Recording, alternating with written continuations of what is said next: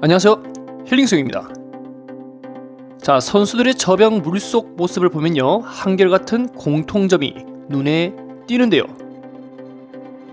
바로 물속에서의 팔꿈치 꺾는 자세, 이것을 하이 엘보우 캐치 동작이라 합니다. 물속에서 물을 효율적으로 뒤로 밀기 위해서는 팔꿈치가 구부려져야 어깨에 부담을 줄이고 물을 마지막까지 밀어낼 수 있는데요. 처음 저병을 시작하는 사람 입장에서는 이것이 쉽지가 않습니다. 양팔이 물 밖으로 나올 때 쭉 펴서 나오니 물속에서도 그대로 팔을 펴는 동작을 똑같이 시행하는 경우가 자주 발생합니다. 공기와 물의 밀도는 완전히 다르기 때문에 바깥 물속에서는 동작이 변화될 수밖에 없습니다. 그래도 첫 저병을 시도할 때 이런 시행착오를 겪어보는 것은 나쁘지 않습니다. 내가 물속에서 이런 자세로 인해 팔이 나오기 힘들었구나 하고 반복해서 느껴보는 것이죠. 결국 반복해서 연습했을 때 점점 실력이 좋아지는 것은 더 쉽고 편한 자세를 스스로 찾아가고 있다는 증거입니다. 오늘은 초급반 회원님 첫 저병 완주 모습을 분석해보겠습니다. 자, 1번 회원님의 한팔 저병입니다. 몸이 조금 더 내려가야 이 웨이브가 자연스럽게 나올 것 같은데요. 일부 사람들은 웨이브를 수면에 가깝게 하는 것이 좋은 것 아닌가요? 라고 하는데 물속에 더 내려가지를 못해 어쩔 수 없이 얕게 하는 것은 완전 다른 이야기죠. 내가 물속 깊이 못 내려가는 거랑 안 하는 거랑은 차원이 다르기 때문에 둘 다 할 줄 알아야 됩니다. 얇게 가려면 얇게, 깊게 가려면 깊게. 한팔 저병을 하면서 물속 깊이를 내 마음대로 통제할 수 있을 때 저병이 한결 편해지거든요. 자, 이렇게 한팔 저병 훈련이 끝나고 일주일이 지났습니다. 양팔 저병. 자, 1번 회원님 출발했습니다. 과연 어떤 모습을 보여줄까요? 굉장히 역동적입니다. 체육 전공에다가 20대라는 스펙은 이거 장난 아니죠. 팔 길이가 길어 역동적 장면을 연출할 1번 회원님, 정지 동작에서 오게티가 발견되었는데요. 저것이 뭔가요? 수영을 하다 보면 나도 모르게 힘이 들어가 이렇게 주먹을 쥐는 경우가 간혹 발생합니다. 주먹은 복싱할 때 원투 펀치, 강냉이 우수수 할 때 쓰면 되는 것이고, 이 수영을 할 때 주먹을 쥐는 경우 이거 아무리 생각해도 득이 될 것이 없습니다. 그래도 첫 저병을 시도했는데 양쪽 팔이 물에 걸리지 않고 끝까지 완주한 것은 대단히 고무적이죠. 1번 회원님 완주 축하드립니다. 두 손 터치. 1번 회원님 물속 저병 영상 확인해 보겠습니다. 1번 회원님 몸이 잘 나가는 이유가 여기 있었네요. 물속에서 구부러진 팔꿈치가 지렛대의 역할을 한 것입니다. 팔꿈치 잘 구부려졌죠? 그러나 초반에는 잘 구부러졌던 팔꿈치가 거리가 멀어지니 다시 펴지기 시작하는데요. 이러면 힘 발휘 못합니다. 물속에서 지렛대의 효과를 못 보고 그냥 힘으로만 당기게 되는 것이죠. 초급 저병은 자세의 시행착오를 겪기 때문에 거리에 따라 변화무쌍하게 자세가 바뀌게 됩니다. 그래서 저병할 때는 생각을 많이 하지 말고 과감히 팔을 여러 번 돌리면서 몸이 힘들어야 합니다. 몸이 힘들고 지칠 때쯤 이렇게 하면 평생 저병이 힘들겠구나 느껴봐야 팔꿈치 구부림의 소중함을 느낄 수가 있거든요. 고생을 해봐야 실력도 는다. 자, 2번 회원님은 한팔 저병 꽤나 자연스럽습니다. 문제점은 약간씩 벌어지고 있는 다리. 출수킥을 차고 팔이 회전하는 그 과정에서 다리가 살짝 벌어지는 현상이 발생합니다. 이거 양팔 저병할 때는 더 심해집니다. 한팔 저병할 때 반드시 고쳐야 되겠죠. 자, 이런 문제점을 어떻게 해결하면 좋을까요? 2번 회원님 양팔 저병 출발했습니다. 아우, 상당히 머리가 높게 올라오고 있죠. 자, 위로 솟구치는 모습. 위로 올라갈 힘이 있다면 이 무게중심을 앞쪽으로 쏟았으면 훨씬 더 좋겠는데요. 뻥 하고 시원하게 올라오는 2번 현님. 물속에서 과연 어떤 일이 있었을까요? 완주 축하드립니다. 초반 돌핀킥을 하면서 올라갈 타이밍을 채고 있는데요. 오, 양팔을 벌려서 안쪽으로 들어오는 이 S자 무작기. 저거 알려준 적이 없는데 옆 레인 하는 것 훔쳐봤나 봅니다. 이거 안 가르쳐주는데 잘하면 땡큐죠. 매끄럽고 굉장히 자연스럽습니다. 이대로 여러 번 했더라면 아주 베리굿이죠.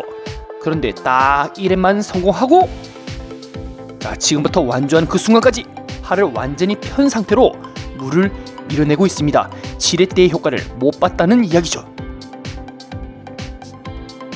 팔을 펴서 물을 뒤로 밀어낼 경우에는 힘든 이유가 여기서 드러나는데요. 순간 정지!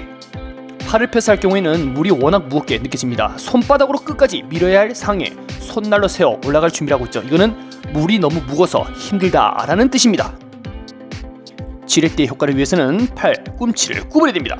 자, 3번 현님의 한팔 저병 글라이딩 팔이 머리보다 지금 아래에 위치하고 있는데요. 이거 팔이 귀 옆에 붙여되는 거 아닌가요? 특히 한쪽 팔이 스트로크 되는 순간 나머지 팔은 어디까지 추락할 것인지 그거 가늠이 안 됩니다. 저병을 할 때 왜 키 가까운 위치에서 글라이딩을 해야 되는지 우리 3번 현님이 이렇게 하면 안 됩니다 하고 좋은 사례를 보여주고 있습니다. 3번 현님 양팔 저병 출발했습니다. 아우, 어깨가 걸리는 저병. 숨을 쉬기 위해 머리는 물 밖으로 탈출했지만 팔이 물에 걸려 저항을 만들어내고 있습니다. 저병은 어떻게든 팔이 물에 걸리면 안 됩니다. 이때 악순환의 연속성이 나타나는데요. 팔이 키보다 아래로 떨어지니 물속 깊은 곳에서 팔을 그대로 뒤로 당기게 됩니다. 툭! 팔이 입수되는 순간 양팔의 위치는 키보다 한참 아래에 있는 모습을 물속 영상으로 볼 수가 있습니다. 여기서 상승 웨이브를 하여 수면에 가까워지는 순간 팔을 당기고 저병킥을 차게 되는데요. 아무리 좋은 타이밍을 가져가도 이 글라이딩 하는 팔이 물속 깊이 갇혀 있을 경우에는 이 올라가는 힘을 온전히 받기 힘들게 됩니다. 입수되는 순간 이 글라이딩 하는 팔의 위치가 귀 뒤에 바짝 고정된 선수의 모습입니다. 정지! 양팔이 수면 지점에 가까운 위치에서 글라이딩을 하다 보니 팔을 살짝만 당겨도 바로 수면 위로 튀어나올 수 있는 아주 유리한 지점이죠. 어깨 유연성이 충분히 받쳐준다면 귀 근처에서 팔을 유지하는 것이 좋습니다. 그 전에 한팔 저병이 충분히 익숙해져야 양팔 저병도 발전할 수 있겠죠. 시원하게 저병합니다.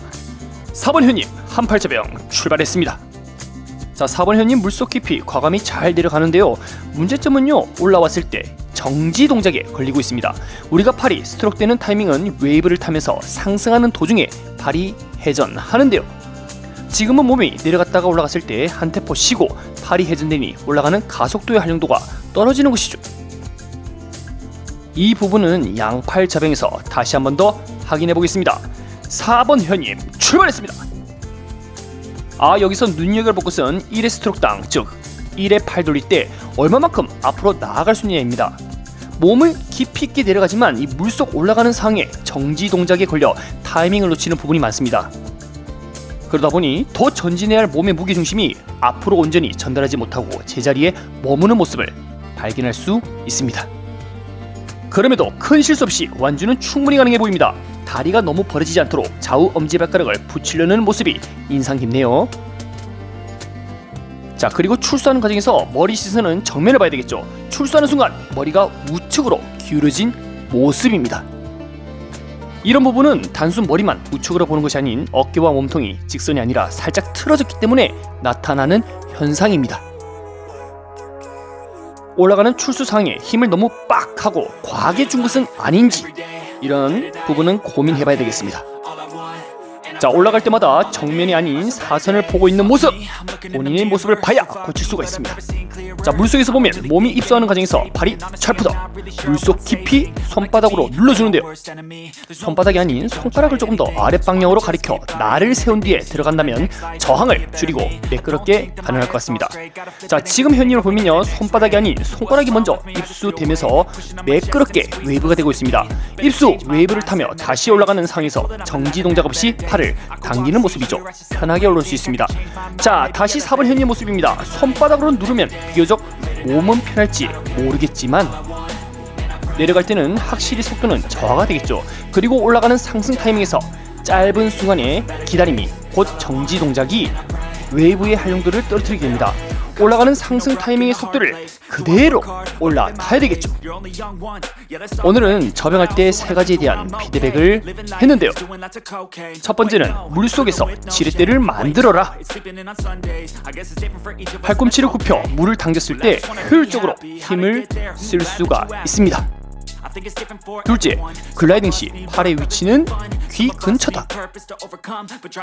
팔이 귀보다 내려갈 경우에는 비교적 물속 깊은 곳에서 팔을 당기기 때문에 출수하기가 힘들어집니다.